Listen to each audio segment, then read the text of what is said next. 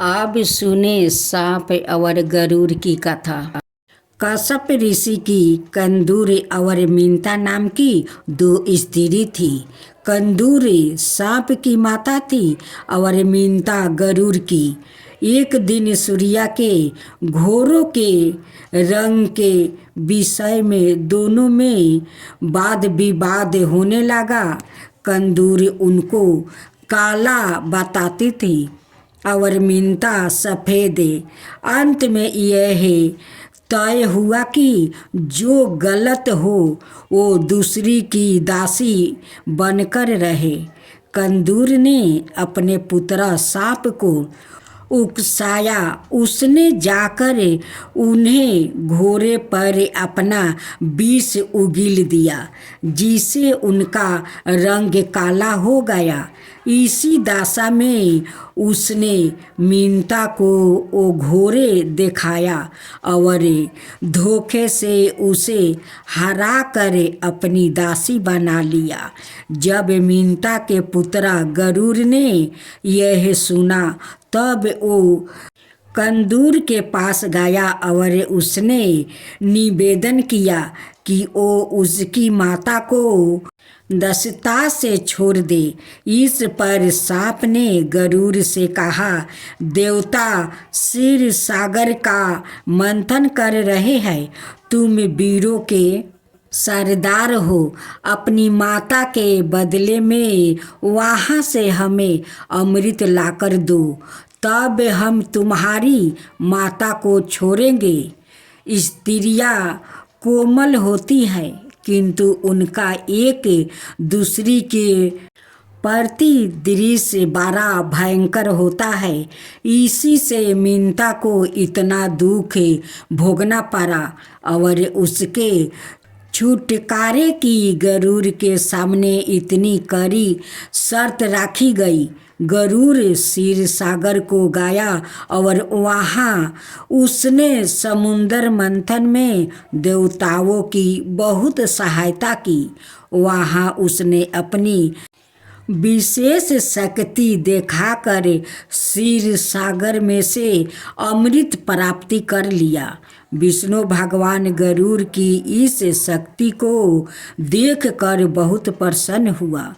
उन्होंने उससे कहा, कोई वरदान मांगो। गरुड़ ने कहा, भगवान, मैं चाहता हूँ कि सांप मेरा भोजन बने। विष्णु ने उसे यह वरदान दिया। चुकी गरुड़ ने अपनी शक्ति से अमृत प्राप्ति किया, इसलिए वो इसे ले जाने लगा। चलते समय इंद्र ने उसे कहा, पंचीराज, मूर्ख सांपों को अमृत पीने से रोकने का कोई कार्य करना और इस प्रकार उसे ले जाने में मेरी सहायता करना। गरुड़ ने इंद्र की यह बात मान ली। मूर्ख सांप गरुड़ के वरदान से डरे हुए थे। गरुड़ ने उनसे कहा, मेरी माता को वापस कर दो और यह अमृत ले लो। अपने अमृत का बर्तन पैनी कुसा घास पर रख दिया। अब सांप ने मीनता को छोड़ दिया और गरुड़ अपनी माँ को छोड़ा कर चल दिया। बेखबर सांप अमृत लेने के लिए आगे बढ़े, किंतु इतने में ही इंद्र अपनी आश्चर्यजनक शक्ति से नीचे झपट कर अमृत के बर्तन को ले गया। सांप बहुत निराश हुआ और वो कुछ घास को चाटने लगा कि कहीं इसी पर एक दो बूंदे गिर गई हो तो प्राप्ति हो जाए। इसे उन्हें मिला तो कुछ भी नहीं, किंतु कुसा घास से उनकी जीभें फाट कर दो हिस्से में बट गई। अब गरुड़ वरदान के प्रभाव से सांप पर झपट कर उन्हें पकड़ने और खाने लगा। इस डर से पाताल में बहुत से सांप अपने आप मर गया। सर्पिनियों के गर्भ गिर गया और सर्प जाति का लगभग पूरा विनाश हो गया।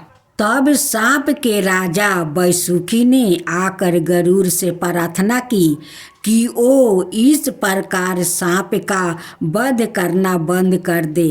वो गरुड़ के खाने के लिए समुंदर के किनारे बालू पर उठी हुई पहाड़ी पर एक सांप रोज भेज दिया करेगा। गरुड़ इस बात पर सहमत हो गया। रोजाना एक एक करके भी बहुत से सांप मारे गए। अंत में शंखचूड़ नाम के एक सांप की बारी आई। वहाँ जाते समय कह रहा था, मेरी माँ मुझे बहुत प्यार करती है। मेरे मर जाने से उनके हृदय को बहुत दुख होगा। संयोग से उसी समय राजकुमार जिमुतवाहन ने अपने साले मित्राबासु के साथ आ निकले। यह सुनकर उनके कोमल हृदय को बहुत दुख हुआ। वो सांप के पास गया। उन्होंने वहाँ लगे सांप की हड्डियों के ढेर के विषय में मित्राबासु से पहले ही सारा हाल मालूम कर लिया था। वो कहने लगे, खेद है, तुम्हारा राजा कायरो की तरह से अपनी शक्तियों को काम में ले रहा है, जो अपने हाथ से ही अपनी प्रजा को अपने शत्रु का भोजन बना रहा है। उनसे सबसे पहले अपने आप को गरुड़ की भेंट क्यों नहीं किया? इसकी दुर्बलता से आज इसकी जाति का संसार हो रहा है। गरुड़ भी कश्यप ऋषि का पुत्रा होकर 12 पाप कर रहा है। महान व्याकृत भी अपने शरीर के लिए महान मूर्खताएं किया करता है। आज मैं अपने शरीर को गरुड़ के हवाले कर तुम्हारी रक्षा करूँगा। मेरे मित्र, निराश मत हो। जिमुतवाहन बहुत ही दयालु और परोपकारी व्याकृत था। उन्होंने अपने राज्य में कोई भी दीन दुखी व्याकृत नहीं रहने दिया था। उनकी प्रजा उन्हें प्राणों से भी अधिक प्यार करती थी। उनकी बात सुनकर शंखचूड़ ने कहा, हे महान आत्मा, यह आपकी शक्ति से बाहर है। आप ऐसा ना कहिए। एक कांचे के टुकड़े के लिए रक्त को नष्ट करना उचित नहीं है। इस प्रकार अपनी जाति पर लगे आपके वध के कलंक को मैं कभी भी नहीं मिटा सकूँगा। इस प्रकार उस भले सांप ने जिमुतवाहन को अपने प्राण से हटाने का प्रयत्न किया।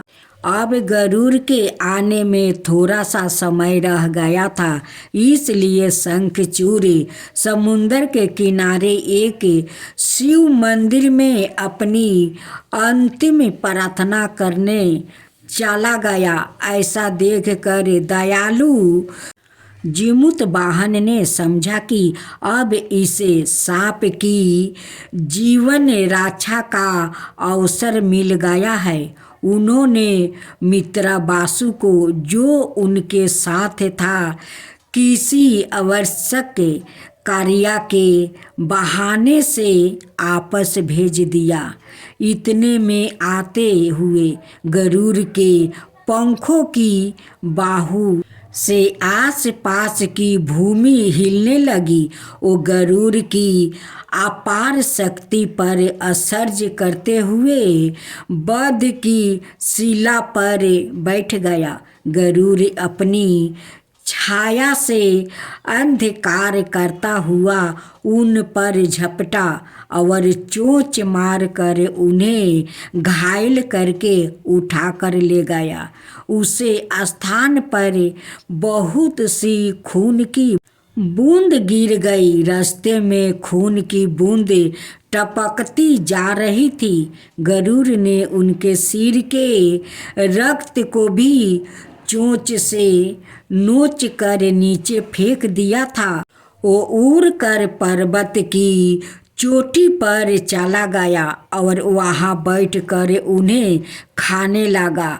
उसी समय स्वर्ग से उन पर पुष्पा वर्षा होने लगी। इस पर गरुड़ को आश्चर्य हुआ और वो सोचने लगा कि इस पुष्पा वर्षा का क्या अभिप्राय है। इसी बीच में शंखचूड़ लौट कर अपने वध स्थान पर आया और वहाँ पर बहुत सी खून की बूंदें पड़ी हुई देखी। वो सोचने लगा, यह तो बड़ा अनर्थ हो गया है। थोड़े समय में ही गरुड़ उन्हें लेकर कहाँ चला गया। वो रास्ते में पड़ी खून की बूंदों को देखता हुआ उनकी खोज में आगे बढ़ने लगा। गरुड़ ने देखा कि जीवित वाहन प्रसन्न है। उसने उनका खाना बंद कर दिया है और सोचने लगा, यह कोई दूसरा है, उसका शिकार नहीं है, क्योंकि यह परेशान नहीं है और मृत्यु का आनंद ले रहा है। जीवित वाहन बहुत घायल और बुरी दशा में थे, फिर भी अपना उद्देश्य पूरा करने के लिए बोले, हे पंछियों के राजा, मेरा शरीर भी रक्त और मांस का बना है। फिर अचानक तुमने मुझे खाना क्यों बंद कर दिया है? तुम्हारी भूख भी दृपित हुई नहीं मालूम होती है। गरुड़ ने कहा, महान आत्मा, तुम सर्प नहीं हो, बताओ तुम कौन हो? उन्होंने उत्तर दिया, मैं सांप हूँ, मुझे खाओ और अपना काम पूरा करो। दृढ़ कृतज्ञ व्यक्ति अपना शुरू किया हुआ काम अधूरा नहीं छोड़ते। उसी समय शंखचूड़ दूसरे से चिल्ला कर कहने लगा, रुको गरुड़, यह सांप नहीं है, मैं तुम्हारे लिए भेजा गया हूँ, इसे जाने दो। तुमने अचानक यह भूल कैसे कर दी? गरुड़ को उनकी वार्तालाप से पता चला कि वो विद्याधर को राजा और बोधिसत्व के अवतार को फाड़ रहा है। उसने बहुत आश्चर्य और दुख हुआ। यह सच है कि बुरे कर्म पर चलने वाले आसानी से पाप कर्मों में लग जाता है। वो बोला, मैंने अपनी निर्दयता के कारण यह घोर पाप किया है। यह महान आत्मा संसार से विरकित होकर दूसरे के लिए अपने प्राण दे रहा है। यह प्रशंसा का पात्र है। ऐसा सोचकर गरुड़ ने अग्नि में जल कर अपने पाप का पराचित करने का विचार किया। जीवित वाहन ने कहा, पंछीराज, अपना धैर्य मत छोड़ो। यदि पाप से डरते हो तो प्रण करो कि सांपों को फिर कभी नहीं खाओगे। इसका पराचित यही है कि पहले खाए हुए सांपों के लिए पश्चाताप करो और कुछ मत सोचो। गरुड़ ने दयालु राजकुमार जीवित वाहन के वचनों को गुरु के वचनों के समान माना। यह घायल राजकुमार को जीवन दान देने के लिए सरग से अमृत लेने चल दिया।